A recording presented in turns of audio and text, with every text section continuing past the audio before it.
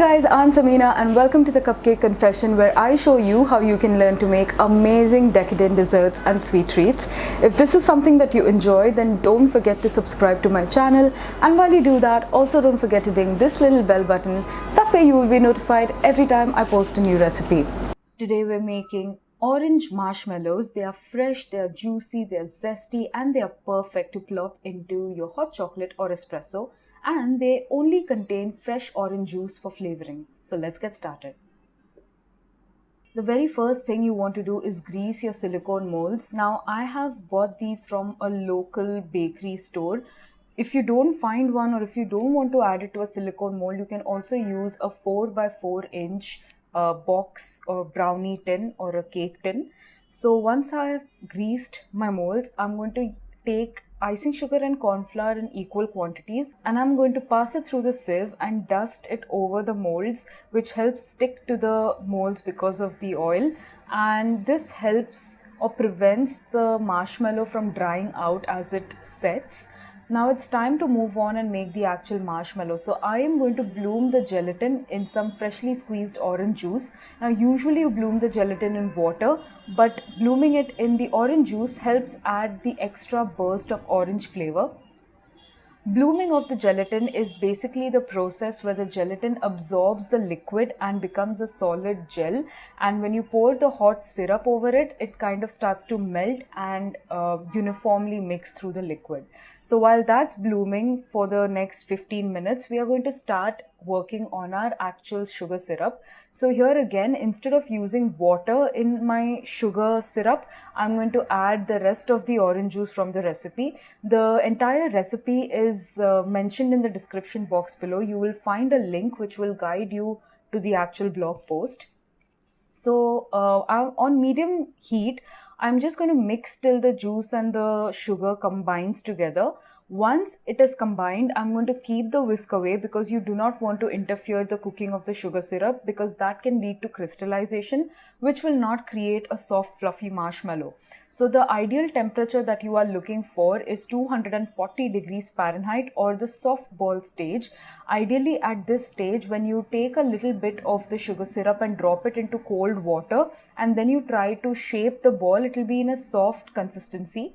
So this takes roughly 8 minutes on medium heat, and you will see that it starts to bubble and boil, and when the temperature is just about to reach the soft ball stage, you will move on to your stand mixer, and on low speed you will start mixing this on a low speed with your whisk attachment. It helps break the gelatin apart. So when you pour your hot sugar syrup into this gelatin mix, it will melt more uniformly. So once the sugar syrup has reached that temperature of 240 Fahrenheit or the soft ball stage, we'll start pouring it gently. Now it's important that you do not pour it along the side of the bowl and try to aim for the center, because if you pour it in the side, it's going to harden up as it cools down. Once you've added all of the sugar syrup, you're going to increase the speed to medium. So on a stand mixer, this would be speed 5 or 6. And you are then going to mix this for about 6 to 7 minutes. This ensures that the sugar syrup is cooling down considerably, and you will also see a dramatic change in the texture and the consistency of this mix. So from this pale, juicy consistency, it starts becoming more opaque, and at the 4-minute mark now, I will add the orange zest into the marshmallow mix. Adding of the zest intensifies the orange flavor in the marshmallows, and at this stage I am also going to add my food coloring. So I use a mix of yellow food coloring and orange food coloring to give me a really nice, almost sunset orange color. And once that's done, I would say it takes another minute or so, and eventually when you lift the whisk off, it falls down in a flowy ribbon-like pattern. This is important because if it's too stiff, it's going to be difficult to use this to pipe into our molds, and if it's too liquid, it's not going to set properly. So you want your marshmallow fluff to fall in this manner when you lift it off the whisk. So what I have done is I have filled my piping bag with the marshmallow fluff that we have made. It's very, very important to generously oil your piping bag and your piping tip from the inside so that nothing sticks, because this marshmallow fluff is extremely sticky. As you can see right now, it just becomes really even more difficult as it cools down. So I like to have a bowl of water right next to me, and I dip my fingers occasionally between each piping. This helps break the marshmallow fluff evenly without it sticking, but it still does stick. And it is definitely very messy, but it can be cleaned as well. So you just dip your fingers, clean fingers, into water and just try to separate it all out. It might look a little gross, but my hands are clean and it's extremely hygienic, so you have nothing to worry about. So the icing sugar and cornflour mix that we had created earlier, I'm going to use that to dust over the piped marshmallows. So this prevents it from drying, and once I do that, I'm going to wrap it tightly with cling wrap. So when I do that, I'm going to let it set overnight. Ideally, it takes 2 to 3 hours to set completely, but we don't want to take any chances, and I always like to leave this overnight.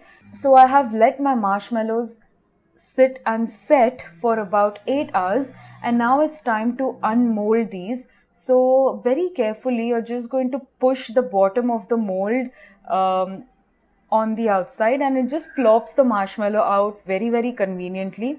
Now I have used a silicone mold, but if you don't want to do that and you prefer having square marshmallows, you could use a 4x4 inch tin. You can grease it and coat it with the icing sugar and cornflour mix as I had mentioned earlier, and just pour the fluff into it, and then once it's ready, you cut it into neat squares. When you use your knife, don't forget to grease it really well before each cut, so it ensures clean cuts of the marshmallow. So now here we have our deliciously zesty, juicy orange marshmallows. They are so fresh. Like one bite of these marshmallows and you feel like a burst of orange in your mouth, and they are perfect with your hot chocolate or coffee. If you have any comments or suggestions, pop them down in the comments below. I post a new recipe every Tuesday and Thursday, so if this is something that you enjoy and if you want to be notified every time I post a new recipe, then don't forget to subscribe to my channel, and while you do that, also don't forget to ding this little bell button. I'll see you again next time. Bye.